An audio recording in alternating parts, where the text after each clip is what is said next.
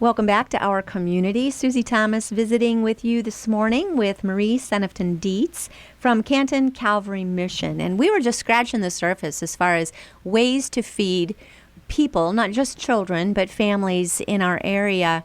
And let's start there. How does this food trickle up to the parents when children take things home for the weekend to get them through? Is anything addressing their moms and dads as well? The food in the backpacks is for the children. Mm-hmm.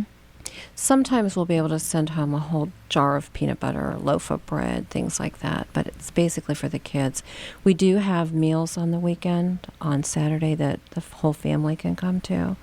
So we urge people to do that too.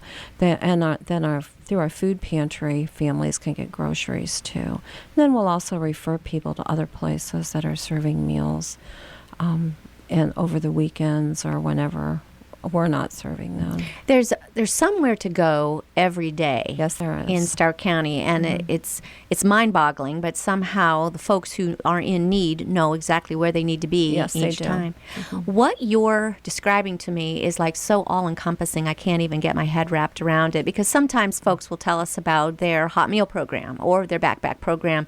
You've got all of this plus a food pantry that's really a grocery store and more. It's just got to be a little bit overwhelming sometimes to oversee all of this. Tell us, how do you keep this humming along, Marie? We have a great staff.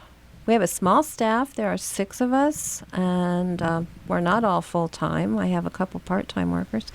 But we have a lot of volunteers. We have workers from Jobs and Family Services, Mature Services, but lots and lots of volunteers from churches and the neighborhood and the community that really keep the programs running. So we couldn't do it without the help of everybody. Are you surprised by the amount of food insecurity that there is in our area?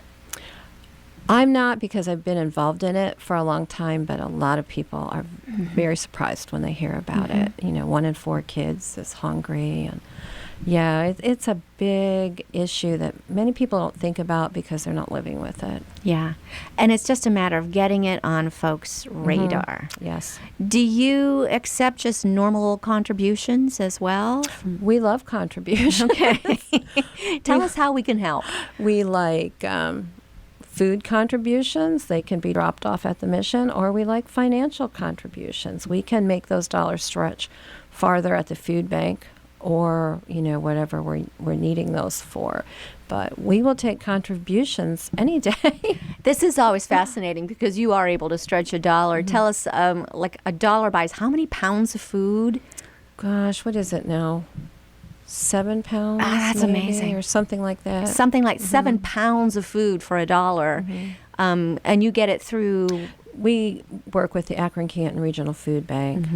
So we take our van up there, and we have another truck that somebody drives and load that up a couple times a week. Very cool. Well, it's not just feeding people. You're feeding them physically, but also in many ways at the same time. And one would be educationally. What kinds of education programs do you have? We have after-school programs for children in kindergarten through high school. Oh, my. We started out with just elementary programs when we first began, but we have added the older kids over the past several years because we wanted to grab those kids before the gangs grab them, because our neighborhood does have active gangs, and they look very inviting to kids because of what they promise. So we're trying to grab those kids, get them in to a safe environment where they can have some positive experiences, want to finish school, have a future in mind and some goals. So we've been working to get our older program built, and our youth director, Tamara Young, is doing a great job of that. What kinds of activities are involved for the high school? What's available? Well, they do the same things as our younger kids. First of all, they have academic assistance, music, art. We have a computer lab, recording studio, some photography stuff. But all the older kids are also looking into finishing school and then what they're going to do after school. They're working on looking at careers, how to write a resume for a job, how to fill out applications, Maybe they won't go to college, but they will join the workforce. How do they do that? What do you dress? What do you wear to go to an interview? Different things like that. We want to get them through school and into adulthood, and to get out of the cycle that they're living in. How long have you been doing this? Long enough to have any statistics as far as the graduation rates? Not with the older kids yet. But keeping at it. We are working at it. How long have you been offering this for older? For the older kids, middle and high school, probably 4 years maybe. Oh, that's great. Great. It's growing. I think what's interesting, I'm seeing kind of like a bit of a little bit of two sides of the same coin, I guess. You have high schools that are having a harder time of getting students to participate in after-school activities because they have jobs. And then in the neighborhoods that you're serving, you're trying to find things for kids to do after school because they don't have jobs. Right. And somehow these are all working together. Yeah, our kids would like to have jobs, some of them. A lot of the kids are challenged by transportation and lack of family support. Their grades are suffering at school, and they don't have the skills to know how to go fill out a job application or to look for a job. So we're trying to help with all that. And part of that, improving the grades at school, is another part of this after-school program, right? Helping them. Do you need volunteers, folks that understand calculus and things like that? Well, we have... we don't get many volunteers like that. Actually, no, we have one-on-one tutoring. Actually, for the elementary kids, we can always use tutors for that, to help those kids, especially with reading, now that they have to pass the third grade reading test to move on. We need tutors for elementary kids. And if we have high school kids that need extra help, we will try to match them up with somebody. Who are you looking for as far as a good tutor? Must someone be a retired teacher? I mean, it would be a great volunteer thing for a retired teacher. That would be. And we do have some retired teachers. We've also had some college students that have helped. Awesome. Just people who love kids and care about kids and want to work with the kids. Boy, if you're ready to help, ready to roll up your sleeves, there is no shortage of things that can be done. That's right. My goodness. All right. Well, tell us about the smaller children. What kinds of things do you do to keep them occupied after school? Well, they come and they do their homework. We have snack first for everybody. That's it's part of the Ohio Department of Education Child and Adult Care Food Program. There, I got it. They'll come and they'll have a nutritious snack. And for some of the kids, that's their dinner, too. So we need to make sure they have a good snack. So then they all do homework or have some kind of assistance that way. And then we do things like music. They might make some art project, dancing, cooking. They do a lot of double Dutch jump rope. Oh, yeah. We have exercise programs that they participate in all the time. We have a weight room that we got through a grant from Altman. All kinds of things like that to keep them busy after school. Very so cool. How does it feel to you personally to be involved with something like this? You're seeing lives changed every day. Yeah, I get very attached to some of the folks. Tell me about some of them. Tell me about the children there. Well, the kids, some of them are very ornery and might make you want to sit them in a chair because they're kids. Because they're kids, but they just need love. And I have some that just stop in my office all the time just to sit and talk. One boy.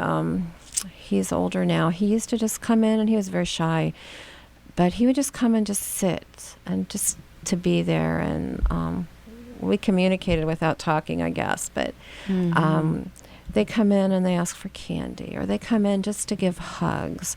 Last summer, we have a summer program also for kids, kindergarten through high school. And last summer, our youth director taught them a flag routine and some dancing, got them shirts and shorts, and they marched in the Hall of Fame parade.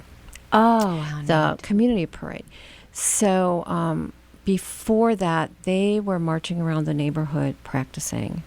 It was so much fun because they did it for about a month, and the neighbors would be out on their porches waiting for the kids to march by, and they'd be shouting encouragement and, stand up straighter, smile, and all that. But at the end of summer, at our last event before the summer program was over, the kids were doing their routine for the neighborhood. We had a party, and some of the kids didn't want to quit. They were crying because it was the end. And we had kids that were performing in that routine that never would have stood in front of anybody before. Yeah. So I'm crying, watching them do this, thinking, oh my gosh, what a great summer we had. Yeah. And they didn't want it to end. Do some of these children that participate in summer, then they come back and do the after school as well? Some of the kids come all year, and others just come in the summer because they might have after school activities if they are able to play basketball or something. So they might just come in the summer. Some kids come all summer. Some might only come a week or two, but we have kids there all summer long. Well, how can we help you as far as recruiting some volunteers, getting you some help, getting you some additional funding? What do you need, Marie? We could use all of the above. And what's the best way to get that to you? They can get on our website, because that now has all kinds of ways to sign up to volunteer, to donate, how to get in touch with us. They can call the mission and talk to me or my assistant, Jennifer. Stop by the mission. I'll be glad to show them around. I would be glad to talk to anybody any day. And that website again is CantonCalvaryMission.net. .net. Okay, great. And just spelled every way you think it's going to be. Yes. Canton Calvary Mission. That's right. .net. If they do stop by for a bit of a tour, take us on a little visual tour real quickly here in our last minute.